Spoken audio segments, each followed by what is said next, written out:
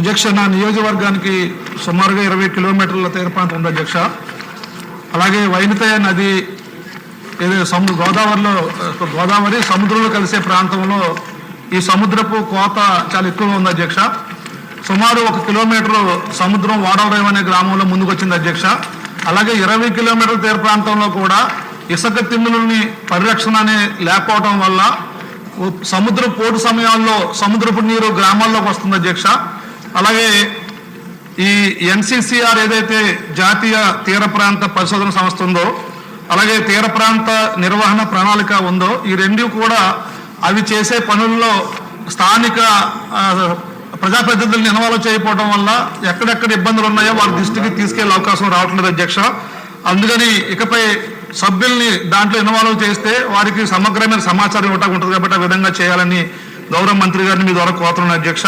అలాగే ముఖ్యమైనది గౌరవ మంత్రి గారికి తెలియజేసేది ఏంటంటే మీ ద్వారా అధ్యక్ష, ఈ యొక్క ఓడల రేవు ఎస్యానం ఈ గ్రామాల పరిధిలో సముద్రంలో సుమారు తీరం నుంచి 15 కిలోమీటర్ల నుంచి 20 కిలోమీటర్లలోన ఓఎన్జీసీ వారు ఆ ఆయిల్ వెల్స్ని తవ్వటం వల్ల, ఆయిల్ తీయటం వల్ల, ఆయిల్ వారిని దానివల్ల సుమారు 30-40 పైప్ లైన్లు సముద్రం అంతర్భాగంలో వేయటం వల్ల ఆ పైప్ లైన్ల వల్ల సముద్రం యొక్క ప్రవాహము దిశ మారి ఎక్కువ కోత నా 20 కిలోమీటర్ల తీరంలో ఉంది అధ్యక్ష. అలాగే అప్పుడప్పుడు సముద్ర తీరానికి ఆయిల్ తెట్టు కూడా కొట్టుకొచ్చి ఎవరైతే స్థానిక మత్స్యకారులు సముద్ర వ్యాపారులు చేపలు వెళ్తారో వాళ్ళకు కూడా ఉపాధి లేకుండా అవుతుంది అధ్యక్ష. కాబట్టి మీ ద్వారాగా గౌరవ మంత్రి గారిని కోరుకున్నది ఏంటంటే అధ్యక్ష, నా యొక్క నియోజకవర్గం పరిధిలో ఉన్నటువంటి సముద్ర తీరము అలాగే ఈ పైప్ లైన్లు ఓఎన్జీసీ పైప్ లైన్ల వల్ల ఏదైతే సముద్ర అంతర్గత ప్రవాహం వేగం మారి తీరం కొట్టుకుపోతుందో ప్రత్యేకంగా దాన్ని పరిశోధన చేయించి తగు చర్యలు తీసుకుని ఈ కోత నివారణ అరికట్టాలని మీ ద్వారా గౌరవ ఉప ముఖ్యమంత్రి గారిని కోరుకున్నాను అధ్యక్ష.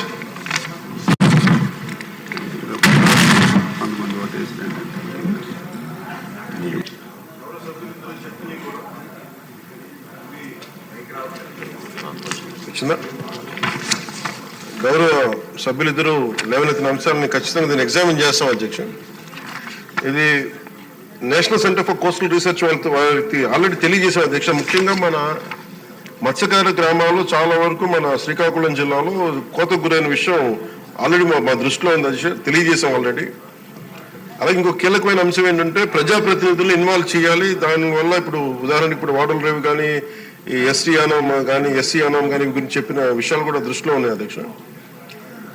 ఇది ప్రత్యేకించి ఇక్కడ ఈ మత్స్యకార గ్రామాల్లో చాలా సమస్యలకు సంబంధించి ఈ ఎన్సిసిఆర్ వాళ్ళు కొంత అవగాహన లేదు అని తెలియజేశారు అధ్యక్ష. ఖచ్చితంగా ప్రజాప్రతినిధులు ఇన్వాల్వ్ చేస్తే స్థానికంగా ఉన్న సమస్యలు మరింత లోతుగా అధ్యయనం చేసే అవకాశం ఉంది. ఖచ్చితంగా దాన్ని ఎన్సిసిఆర్ వారి దృష్టికి తీసుకెళ్లి ప్రజాప్రతినిధులను కూడా దాంట్లో ఇన్వాల్వ్ చేయాలి అనే దాన్ని మేము ఖచ్చితంగా దాన్ని ముందుకు తీసుకెళ్తాం అధ్యక్ష.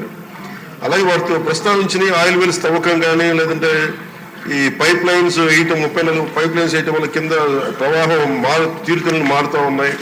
దానివల్ల ఈ చమురు తట్టు కూడా బయటకు వచ్చి కొన్ని సందర్భాల్లో మత్స్య సంపద కూడా నశించిపోతుందన్న దృష్టిని కూడా తీసుకుని ఇది ఒక సమగ్ర తీర ప్రాంతం ఒక కోస్టల్ లైన్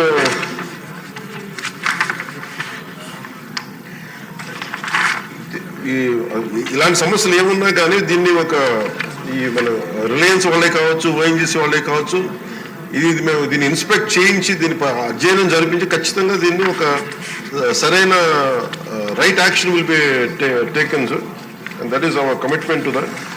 ఇవి కాకుండా నేను మీకు గౌరవ సభ్యులందరూ కూడా నేను మాటిస్తున్నాను, ఈ రోజున నేను స్వయంగా ఉన్నతాధికారుల బృందంతో నేను మీ ఆయా ఎక్కడైతే సమస్యలు ముఖ్యంగా శ్రీకాకుళం తీర ప్రాంతంలో సంబంధించి ఎక్కడైతే సముద్రపు కోతకు గురవుతుందో ఇది నేను అమలాపురం కానీ ఇవన్నీ నేను పర్యటించి ప్రత్యేకించి నేను ఒకసారి నేను కూడా దీంట్లో భాగస్వామ్యం ప్రత్యక్షంగా తీసుకుంటాను మీకు తెలియజేస్తూ భవిష్యత్తులో మీకు ఇలాంటివి ఏమున్నా సరే we will be very proactive అని తెలియజేసుకోవాలి. We will 100% we will address this issues. Question number 77 సభ్యులు లేనందున సమాధానం చెప్పినట్టుగా భావించవలసింది కోరుతున్నాను. ఇప్పుడు క్వశ్చన్ నెంబర్ 78 గంటా శ్రీనివాసరావు గారు మంత్రి గారు మాట్లాడతారు. ముందు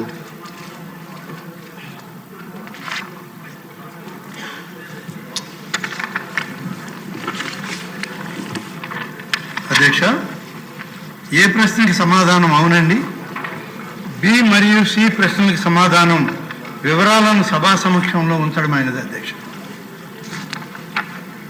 గంటా శ్రీనివాసరావు గారు. అధ్యక్ష ధన్యవాదాలు. ఈ సింహాచలం పంచగ్రామాలకు సంబంధించిన ఇష్యూ అధ్యక్ష, ఇదే అసెంబ్లీలో చాలాసార్లు మాట్లాడటం జరిగింది. మీకు కూడా విషయం మీద పూర్తి అవగాహన ఉంది. కంబైన్డ్ స్టేట్లో కూడా చాలాసార్లు అసెంబ్లీలో ఈ విషయం మీద మాట్లాడడం జరిగింది. ఇప్పుడు ఒక అపారమైన అనుభవం ఉన్న పెద్ద ఆయన మంత్రిగా ఉన్నారు. దీనికి సంబంధించి మొన్నే ఒక మీటింగ్ కూడా కన్సర్న్ ఎమ్మెల్యేస్తో మీటింగ్ పెట్టి దాని మీద కొంత ఇనిషియేషన్ కూడా తీసుకోవడం జరిగింది. అయితే సమాధానాల అధ్యక్ష కొంచెం వేగ్గా ఇది ప్రస్తుతం వివాదంలో ఉంది అని చెప్పి చెప్పడం జరిగింది. అధ్యక్ష, మీకు గుర్తుంది, ఇది ఒక భీమిలి కాన్స్టిట్యున్సీ కాదు, పెందుర్తి, వెస్ట్, ఈస్టు, అలాగే నార్త్ అన్ని కాన్స్టిట్యూన్ దాదాపు 6 కాన్స్టిట్యూన్సీ సంబంధించిన ప్రజలు ఓటర్లు దీంట్లో ముడిపడి ఉన్నారు. ప్రతి ఎలక్షన్ టైంలో కూడా ఈ పంచగ్రామాల సమస్య ప్రధానంగా చెప్పడం, ప్రజలు కూడా విశ్వసించడం జరుగుతూ ఉంది. అందుకే మొన్న అక్కడ మెజార్టీలు కూడా భారీ మెజార్టీలతో అందరిని అక్కడ గెలిపించారు. 2014లో మన ప్రభుత్వం వచ్చినప్పుడు గౌరవ ముఖ్యమంత్రి చంద్రబాబు నాయుడు గారు ఈ ఫస్ట్ క్యాబినెట్ విశాఖపట్నంలో పెట్టినప్పుడు మరి మీరు కూడా ఆ రోజు మంత్రిగా ఉన్నారు. దాంట్లో మన అజెండాలో ఈ పంచగ్రామాల సమస్య మాట్లాడటం, దాని గురించి ఒక తీర్మానం కూడా చేసి దానికి ఒక టైం ఫ్రేమ్ సొల్యూషన్ చెప్పాలని చెప్పిన కూడా చెప్పడం జరిగింది. అయితే అప్పటి నుంచి ఇప్పటిదాకా కూడా 2014 నుంచి జూన్ 12 ఫస్ట్ క్యాబినెట్ అయింది. అప్పటి నుంచి ఇప్పటిదాకా కూడా ఈ సమస్య ఎక్కడేసిన గొంగళి అక్కడలాగా ఉంది. ఒక అడుగు ముందుకి 2 అడుగులు ఎన్నికలాగా ఈ సమస్య ఎప్పుడు కూడా పరిష్కారం అక్కడ పోతుంది అధ్యక్ష. అందుకే నేను గౌరవ మంత్రి గారిని కోరుతా ఉన్నాను, మన అధికారులు ఇచ్చిన సమాధానం ప్రకారం మీరు కోర్టులో ఉంది అని సింపుల్గా దాన్ని వదిలేస్తే సరిపోతుంది అధ్యక్ష.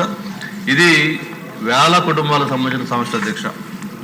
దట్టు చిన్న చిన్న ఇళ్ళు 100 గజాల్లో 50 గజాల్లో ఎన్నో ఏళ్ల నుంచి నివాసం ఉండి ఏదైనా వర్షం పడో లేకపోతే చిన్న లీకేజ్ అయినా లేకపోతే మూడు రిపేర్ చేసుకోవాలన్నా ఒక దీంట్లో భయపడుతూ పడుతున్న జీవితాల అధ్యక్ష. అందుకని దీనికి పరిష్కారం మాత్రం ఖచ్చితంగా మనం చూపించాలి.